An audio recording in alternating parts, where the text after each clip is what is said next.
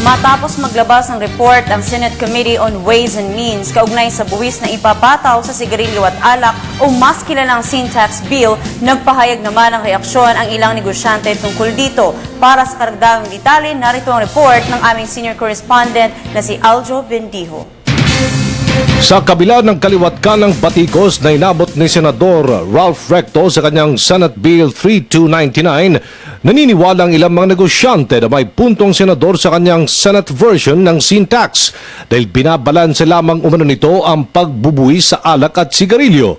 Sa bill ni Recto, tataas lamang ng 15 billion hanggang 20 billion pesos na karagdagang revenue mula sa buwis ng alak at yosi na malayo sa 60 billion pesos na target tax collection ng bersyong ipinasa sa mababang kapulungan. Kung ang objective mo mangolekta ng tax, kailangan may purchases, may benta. Kung napakataas at hindi mo naman mabenta, paano mo naman ma-realize ang tax? Halimbawa, may bahay ako, gusto kong ibenta ng 10 milyon, ang halaga naman 1 milyon, wala namang bibili yan. Yun ang tinatawag na presyong ayaw ipagbili. So, kaya binalansin niya na to collect the tax, there should be sale. Sa bill ni Recto, nare-rekomenda nito ang 3-tier tax system sa sigarilyo at 3 to 4 tiers sa alak na taliwas sa 2 tiers sa yosi at 2 to 3 tiers sa alak sa ilalim ng House Bill 5727. Halos pareho lang ang sistema ng pagbubuwis sa alak at yosi kung saan 9.8 billion pesos ang makukuhang revenue sa sigarilyo at 5.2 billion pesos naman sa alak.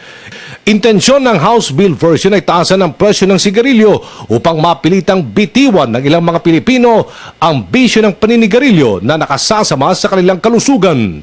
At dahil tinapyasan ng halos 31 billion pesos sa original na 60 billion pesos revenue sa Recto Bill, maaaring maapektuhan ang pagpopondo ng kasalukuyang administrasyon sa Universal Healthcare Program na tutulong sa pagpapagamot ng mga Pilipinong nagkakasakit dahil sa yosi, gayon din ang pagbibigay ayuda sa mga magsasaka ng tabako sa pamamagitan ng pagbibigay ng alternatibong pangkabuhayan sa kanila.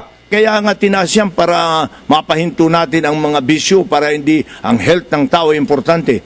Kung ganun, ba't natin binibenta pa? Kung ang health ng tao importante, di ban mo parang droga kung ganun ang pananaw nyo.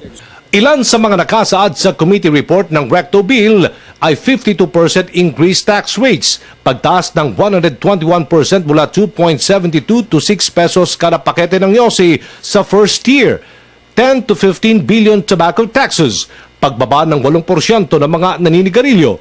Ang Senate proposal ay mas mababa ng 2.27 to 14 pesos sa unang taon mula sa 30 pesos tax hike na nais ng Finance Department, nakikita ng 2.2 billion. Pagtaas din ng buwis sa alak kada 2 taon at pagtanggal ng price annexes at mapigilan ang pagpasok ng mga pekeng sigarilyo at iba pang mga smuggled products dulot ng pagtaas ng presyo ng sigarilyo at alak.